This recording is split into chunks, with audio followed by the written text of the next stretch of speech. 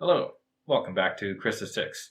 It's been a hot minute since the last upload, or rather, 7 months worth of fairly cold minutes. Sorry about that. Turns out I'm pretty bad at YouTubing. Hopefully, the next video will come out in less than 7 months. I hope to actually generate a couple more videos as there are quite a bit of a backlog of ideas for videos. I think I might have said this as well for the last upload, but hopefully I'll do a little better. Anyways, onward to the topic of today's video. Today I wanted to find out, what do you get when you look for the cheapest mechanical watch with a sub-second hand from AliExpress? Is it just a pile of disappointment and a small hole in my wallet? No, actually it's not. Surprisingly, what I got was a pretty basic watch that wasn't too badly designed, and when you look into the movement, it has a pretty deep history. All of this for roughly 25 Maple dollars. That's not bad. And we'll get into the watch movement later on in the video. But why did I specify a sub-second dial watch? It was a bit of a clickbaity headline, but there's other reasons too. There are actually cheaper watches on AliExpress, somewhere around $20 Canadian. However, a lot of these are skeletonized watches that look like they were designed by someone without eyeballs. And I am a person with eyeballs, so I kind of want to enjoy the watch. So I kind of set a bit of a bar for what I would accept. And what I found wasn't bad. It's a simple watch, like I said. Not automatic, no date complication, just sub-second, a dial, a case, a watch band. Let's have a look at it, shall we?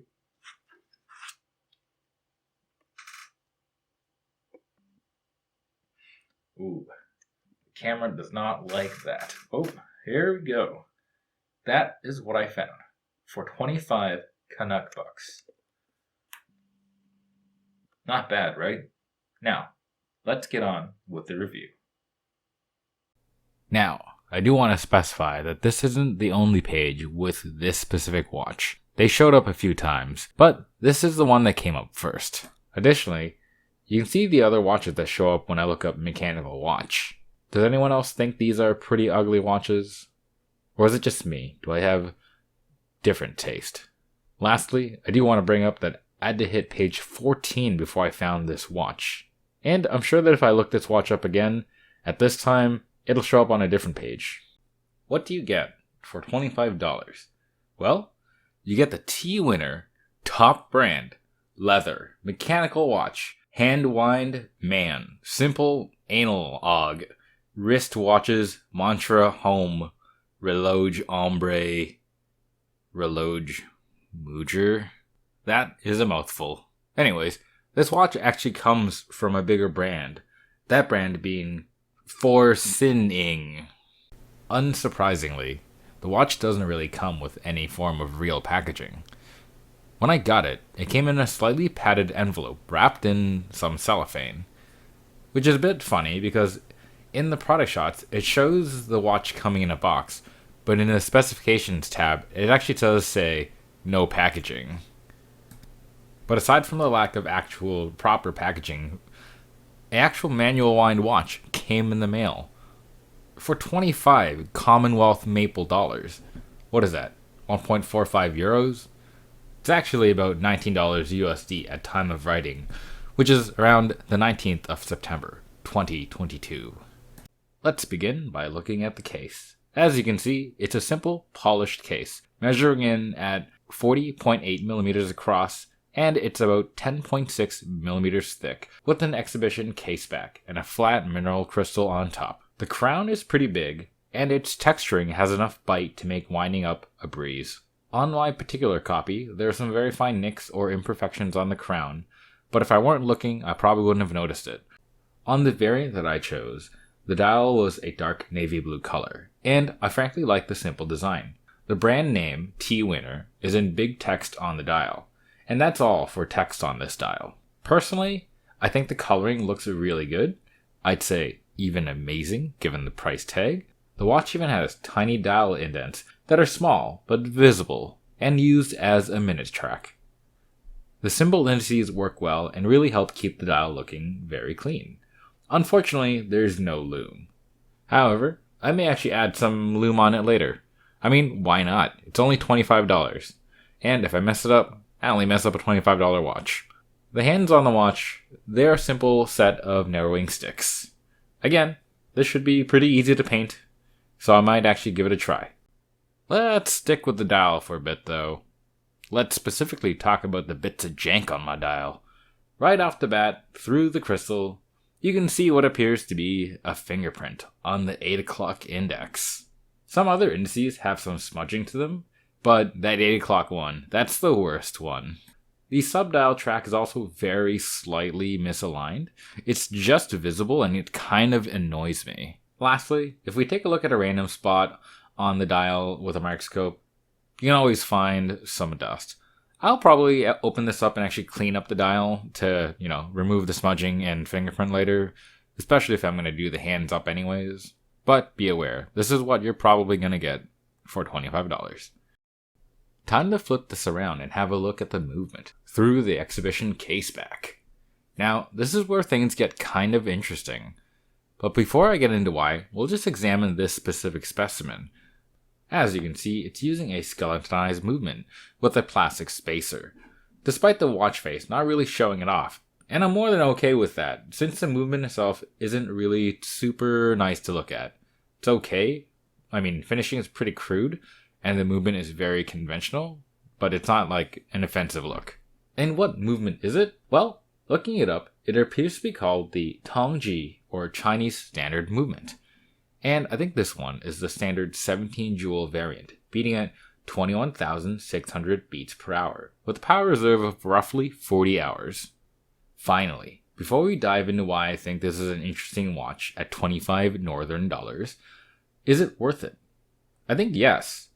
It actually is a kind of nicely styled watch given the other options in the price range, and aside from the random bits of bonus dirt and fingerprinty indices, the case isn't too big, it's actually pretty comfortable, and the strap isn't half bad. It isn't great, but it's actually better than some of the straps that I've purchased in the past that cost more than this watch. So even if it's purchased just out of pure curiosity and you just want to take the movement apart, I think it's a good buy. At 25 Canacoin, I don't think you're losing too much anyways, as $25 doesn't go that far nowadays. And you get a mechanical watch, a whole watch, for $25. As I mentioned, if you actually want to open it up and just fiddle, this is actually a very low-risk way to get into that. It's not as nice as starting off with working on a Unitas 6497 clone, but again, for the cost of a single one of these watches, that wouldn't even bring you to half the cost of a Unitas 6497 clone movement, let alone getting an actual Unitas 6497 to work on. Okay, finally, onto the real reason why we are reviewing a $25 watch from AliExpress, the history. Apparently, this movement, which I'm going to just refer to from now on as CSM, as in Chinese Standard Movement, was developed sometime in the 60s as part of a larger government plan to consolidate industries. Specifically, this was apparently part of a fourth 5-year plan. Heck, the phrase Tongji actually translates into unified, so there were hints that this movement was going to be a neat one. So, what's the aim of this movement? Well, it's apparently to make a steel case 17 jewel watch available to and within the means of almost any worker in a vast developing nation with a growing population greater than any other on Earth. The prototype that came to be the CSM even had a designation, the SZ1. Very cool name. The plan to make this consolidated movement took input from a large variety of sources, from many internal watch companies to universities, and of course, the government department aptly named Clock and Watch Research Institute of the Ministry of Light Industry. Catchy.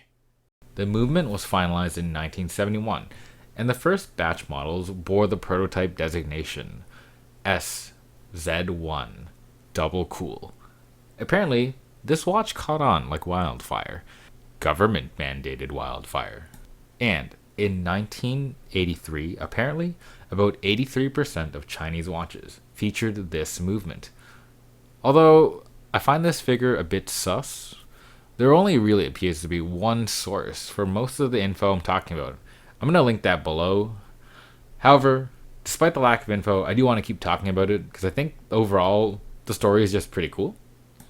However, Time did not think this movement was super cool, and by the time the quartz crisis came along through the 80s, popularity began to wane, and factories making these movements started to move away and develop more advanced movements, or just shut down production.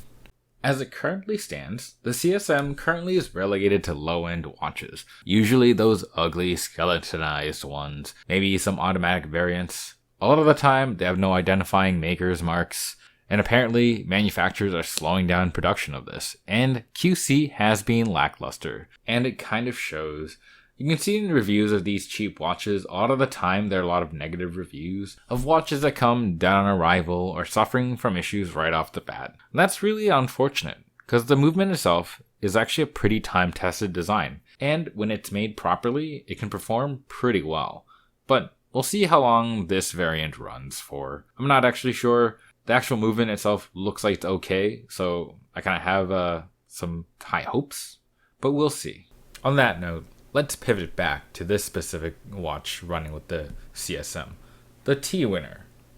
What do you think of it? Would you consider getting a watch powered by the CSM or this specific T-Winner? Leave a comment below and don't forget to like, comment, and subscribe. See you later.